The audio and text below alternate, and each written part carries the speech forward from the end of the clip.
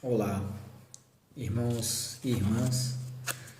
O estudo dessa noite vai ser extraído do livro Obras Póstumas, uma obra que não é muito lida, não é muito estudada. Infelizmente, vemos uma pouca dedicação às obras basilares do Pentateuco, que são Livro dos Espíritos, Livro dos Médiuns, Evangelho segundo o Espiritismo, Céu, Inferno e a Gênese. São os 5 livros que se chamam de Pentateuco. Mas tem ainda uma obra feita depois do desencarte de Allan Kardec, que é Obras Póstumas. E tem textos maravilhosos. Vou trabalhar hoje um texto falando sobre a regeneração da humanidade. É um pequeno texto que ele está tão atual a ponto de ficarmos pasmos com como tudo que foi escrito nesse texto se aplica hoje. E é esse trabalho que vamos desenvolver, fazer alguns comentários breves em cima do que a gente vai estar lendo agora. Entretanto, como o texto ele não é tão longo, mas tem alguma extensão, eu vou fazer uns pequenos cortes para que não fique tão extenso, para que o estudo não demore, para que a gente possa ter um estudo um pouco mais objetivo, mas sem perdas significativas, ok? Então esse texto foi uma psicografia recebida em Paris, em 25 de abril de 1866, ou seja, 3 anos antes do desencarne de Allan Kardec, e foi recebida por duas médiuns em sonambulismo.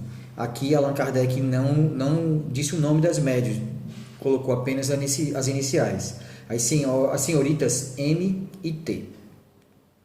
Então, o título é Regeneração da Humanidade.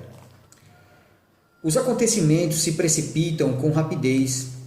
Também não dizemos mais, como outrora, os tempos estão próximos. Dizemos-vos agora, os tempos são chegados. Realmente, se você observar, na Bíblia, no Novo Testamento, em várias passagens do Novo Testamento, nos Evangelhos, você vai ouvir, vai ver, vai ler esta frase, os tempos estão próximos.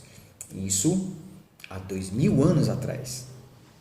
Estava sendo dito, os tempos estão próximos. E agora, nessa leitura, vemos os Espíritos falarem também, a gente encontra isso em várias passagens da codificação, que pode ser datada em torno de 150 anos atrás, 160 anos atrás. Os tempos são chegados. Há 150 anos atrás, os tempos são chegados. E hoje? Que tempo temos? Vamos lá, continuando. Por estas palavras, não entendeis um novo dilúvio, nem um cataclismo, nem um transtorno geral. Convulsões parciais do globo ocorrem em todas as épocas e se produzem ainda, porque se ligam à Constituição, mas esses não são os sinais dos tempos. Pronto, isso aqui é algo muito importante para que possamos refletir. Aqui as palavras estão ditas assim, bem claramente. Não é para entendermos que o fato de ser dito que os tempos são chegados, que devemos esperar armagedões, cataclismos, fins do mundo, dilúvios, situações que vão destruir a humanidade, que vai destruir tudo que existe na vida na Terra, como havia esse medo desesperado em relação a 2012, sempre houve essas profecias de finais do mundo. E aqui o que está sendo dito é, não espere por isso. E ele fala aqui, cataclismos regionais, localizados, sempre existiram, terremotos, furacões, sempre existiram. E vão continuar existindo, que faz parte das comoções e ajustes do planeta, da estrutura geofísica do planeta. E, lógico, as consequências dos atos da humanidade alterando o efeito, fazendo efeito estufa, alterando o equilíbrio do ecossistema, a camada de ozônio, que modifica totalmente a economia geral, economia em termos de equilíbrio geral do planeta, causando enchentes, mudanças climáticas. Então, isso faz parte localizadamente das ações e reações, causa e efeito da humanidade. E também da evolução material do globo, não por uma mudança vibratória, não por uma mudança de plano de expiação e provas para mundo e regeneração. Não vai haver fim de mundo dessa forma material que se espera. No entanto, tudo o que está predito no Evangelho deve se cumprir e se cumpre neste momento, assim como o conhecereis mais tarde. Mas não tomeis os sinais anunciados, senão como figuras das quais é preciso aprender o Espírito e não a letra. Todas as Escrituras encerram grandes verdades sobre o céu da alegoria, e é porque os comentaristas se ligam à letra que se extraviaram. Falta-lhes a chave para delas compreenderem o verdadeiro sentido. Essa chave está nas descobertas da ciência e nas leis do mundo invisível que o Espiritismo vem nos revelar. Doravante, com a ajuda desses novos conhecimentos, o que era obscuro se tornará claro e inteligível. Ou seja, também tem essa frase linda e maravilhosa que eu amo essa frase. Está na codificação. No Evangelho segundo o Espiritismo, especificamente. A letra mata e o Espírito vivifica. Também está lá nas cartas de Paulo. A letra mata e o Espírito vivifica. É essa a interpretação que está sendo dada. Tudo nos Antigos Testamentos e também em outras obras literárias ou religiosas de outras civilizações de várias épocas e eras passadas, carregaram em sua constituição muita alegoria que precisava da chave de interpretação, que é o conhecimento da ciência e do conhecimento do plano espiritual, as verdades da reencarnação, outras leis que hoje a física quântica e também o espiritismo encaixa-se perfeitamente para conseguir fazer uma interpretação mais justa e mais adequada e mais correta, ok? Tudo se segue à ordem natural das coisas e as leis imutáveis de Deus não serão nunca invertidas. Não vereis, pois, nem milagres, nem prodígios, nem nada de sobrenatural, do sentido vulgar ligado a estas palavras. Meu Deus, que coisa mais linda do mundo! Se a maioria das pessoas estudassem esse texto, essa obra, não cairia nos engodos, nas mistificações dos falsos profetas ou nessas previsões absurdas de que Jesus chegará em nave espacial, que algum sinal retumbante do céu vai acontecer, que coisas impressionantes. Eu venho escutando essas previsões há mais de 10 anos por médiums que se deixaram fascinar e deram datas com previsões de que dia 27, que passou de junho até julho, coisas impressionantes aconteceriam esse ano, que veríamos naves espaciais, que teríamos um contato ostensivo e aberto com a espiritualidade. Gente, não há salto quântico. Salto quântico existe, mas saltos em que pulem etapas na evolução. A espiritualidade respeita o processo evolutivo.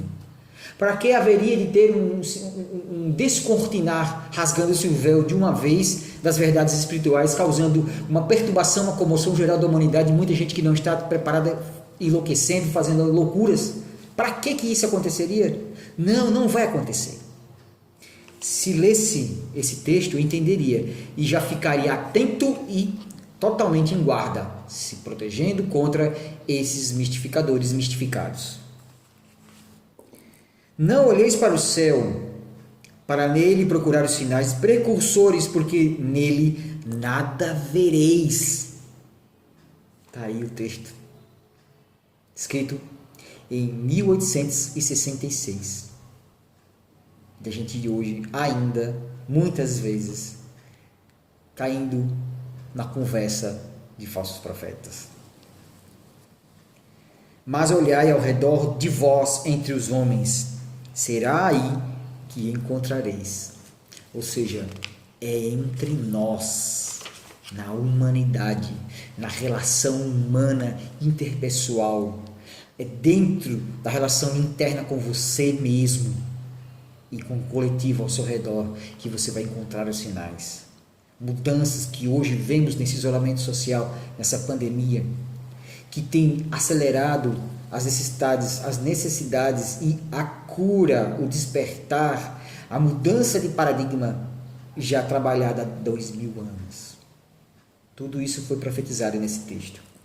Não sentis como um vento que sopra sobre a terra e agita todos os espíritos? O mundo está numa espera e como tomado de um vago pressentimento da aproximação da tempestade. Não credes, no entanto, no fim do mundo material. A terra progrediu desde a sua transformação. Deve progredir ainda e não ser destruída. Mas a humanidade chegou a um de seus períodos de transformação e a Terra vai se elevar na hierarquia dos mundos. Ele está falando sobre a transição planetária. Então, se passou tantos bilhões de anos desde a formação da Terra para que chegasse nesse momento crucial de uma elevação para um plano ainda melhor da Terra e dos seus habitantes, para que Deus ia querer destruir todo o trabalho feito esse tempo inteiro? É a mesma coisa de você passar 6 meses construindo um carro, reformando um carro, e quando o carro ficar pronto, você pega uma marreta e destrói o carro inteiro na marretada. Não faz sentido, não tem lógica.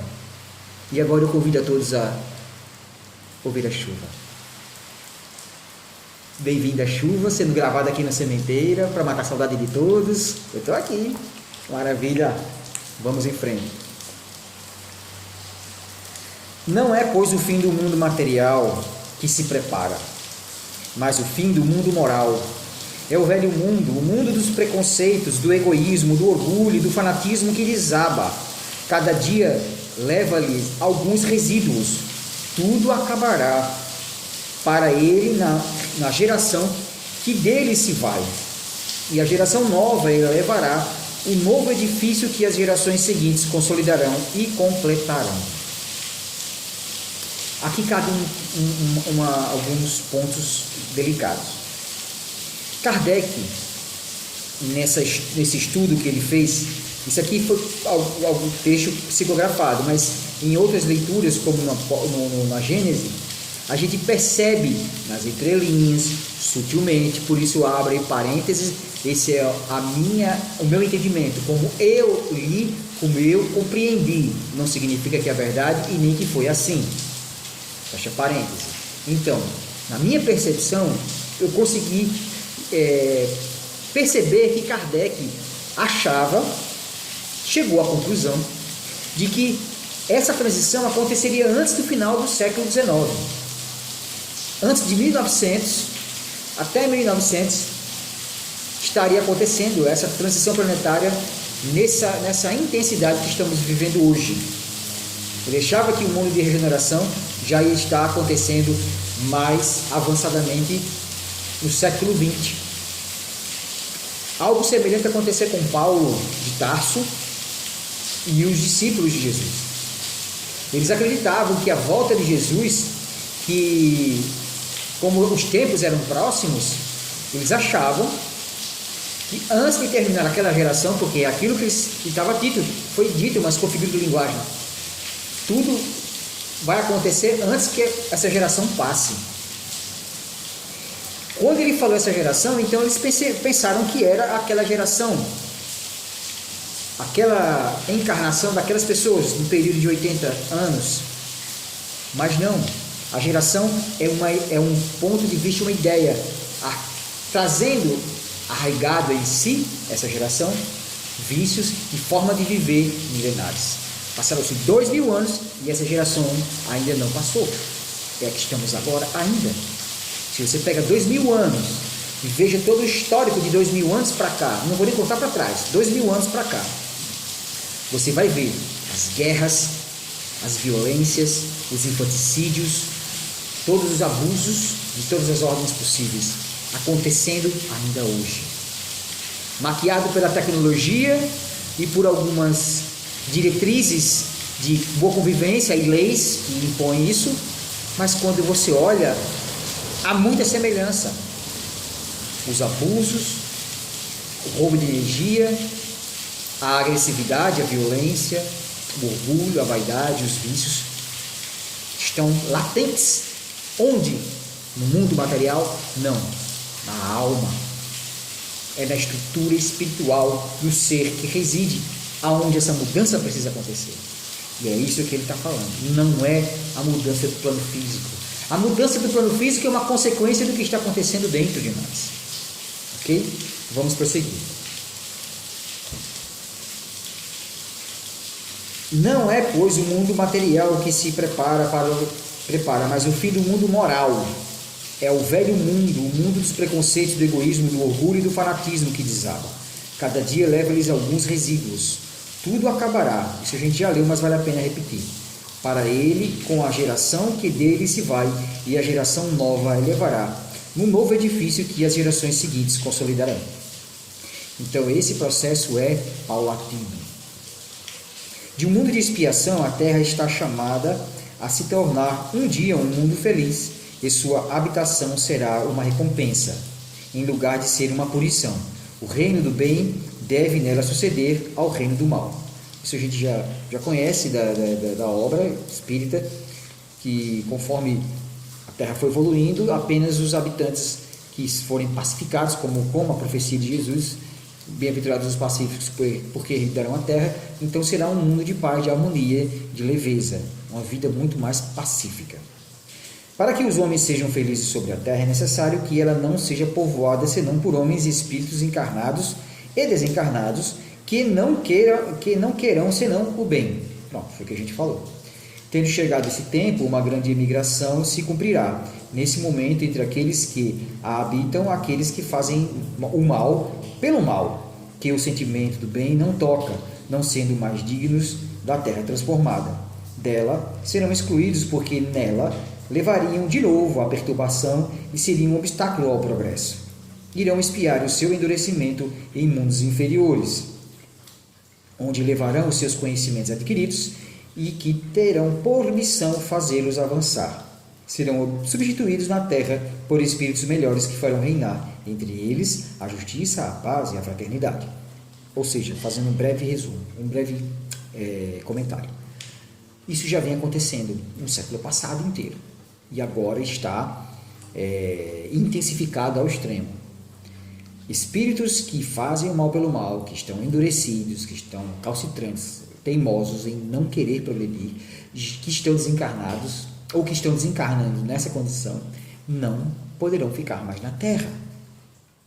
As pessoas que não estão fazendo o seu esforço, o seu trabalho, a sua tarefa de casa, de se melhorar interiormente, fazendo a sua reforma íntima, fazendo a sua reforma moral, mesmo ainda sendo falhos, mesmo ainda tendo muitos defeitos, mesmo ainda sendo influenciado pelos espíritos maus, mas está fazendo o seu papel, o seu trabalho, cumprindo a sua missão, tem a possibilidade de ficar na Terra.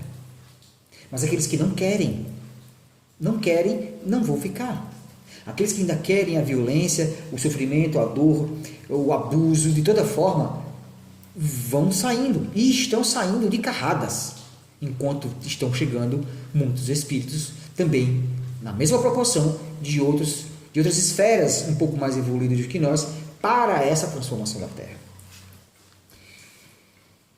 A Terra, dissemos, não deve ser transformada por um cataclismo, que aniquilaria subitamente uma geração. A geração atual desaparecerá gradualmente e a nova lhe sucederá, igualmente, sem que nada seja mudado na ordem natural das coisas. Pronto. Reforçando o que ele já disse. Não vai haver cataclismo que mate todo mundo, como um suposto dilúvio, um exemplo. Matou todo mundo, aí nasceu uma nova geração purificada. Isso não existe.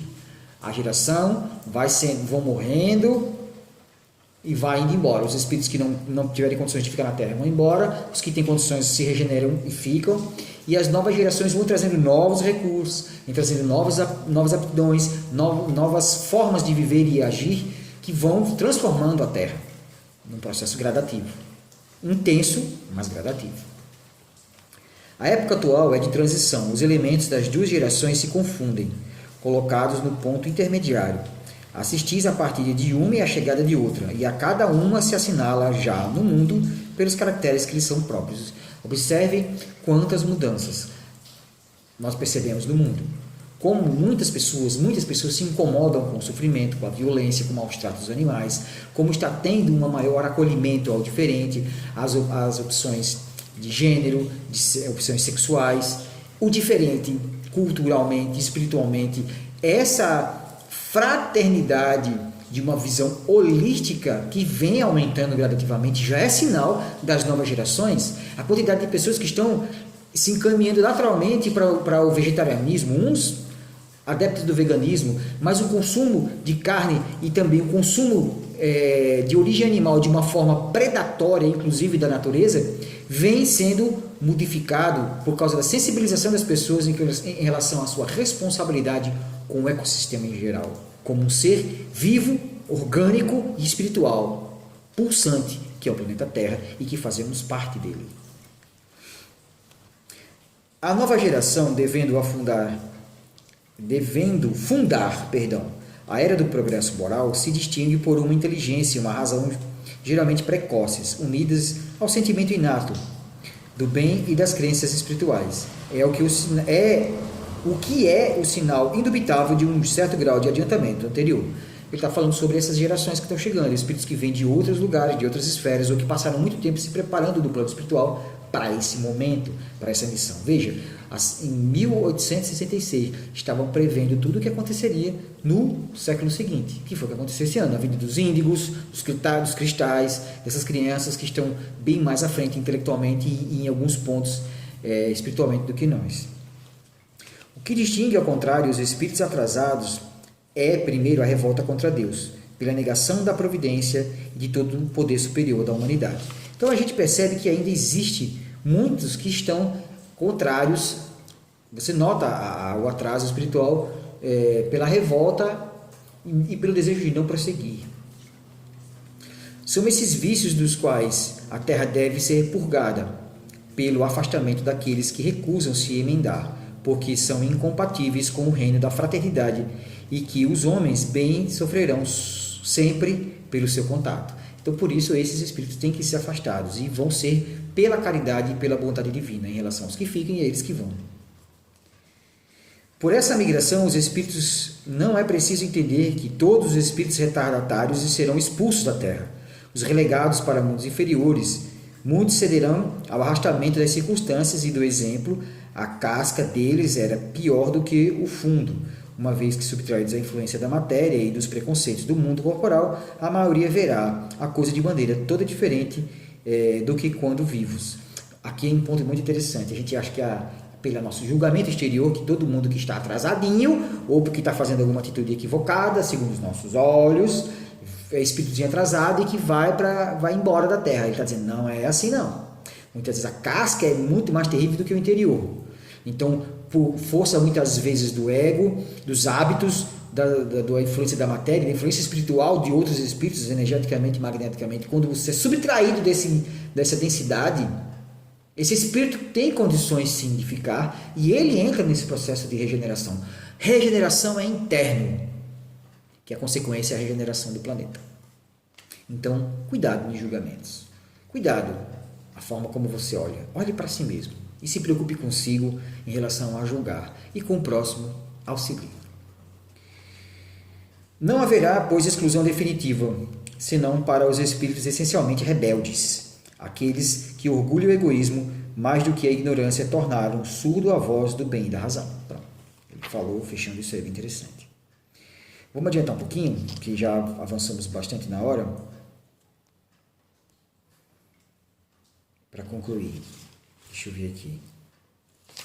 Tem uma parte do texto que eu achei interessante, muito interessante.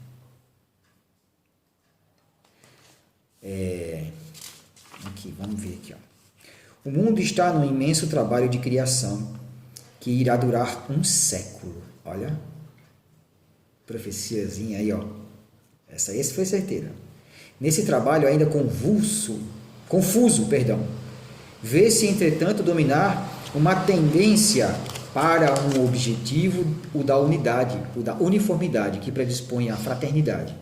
Ainda aí estão os sinais dos tempos, mas ao passo que os outros são os da agonia do passado. Estes últimos são os primeiros vagidos da criança que nasce, os precursores da aurora que o século próximo virá erguer-se, para então a nova geração estará em toda a sua força.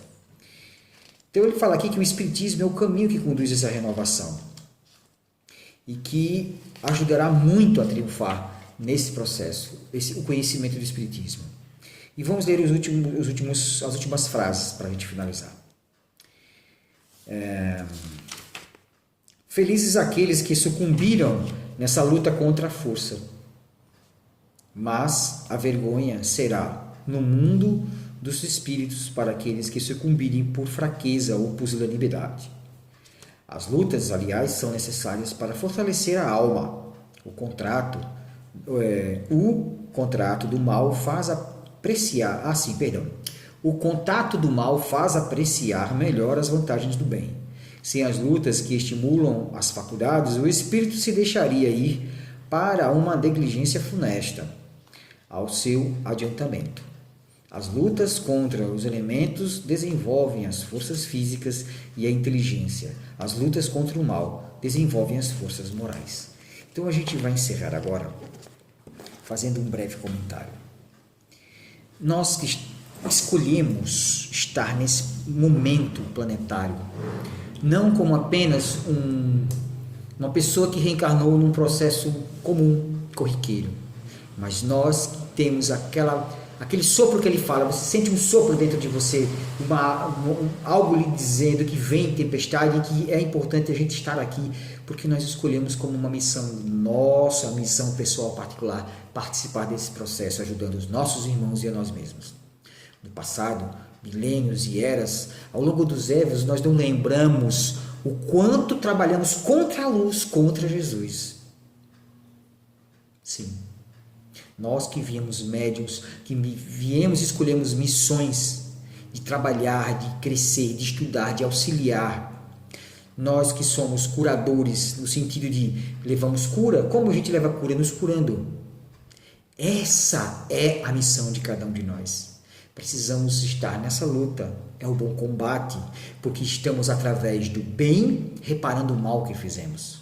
A cada ação que nós fazemos em prol do bem e da evolução, da iluminação, da libertação de consciências que fizemos para os outros, que fazemos para os outros, nós estamos obtendo a nossa própria cura, a nossa própria libertação. Então, quer um milagre? Seja esse milagre. E esse milagre é estudo, trabalho e servir. Muita paz a todos. Gratidão.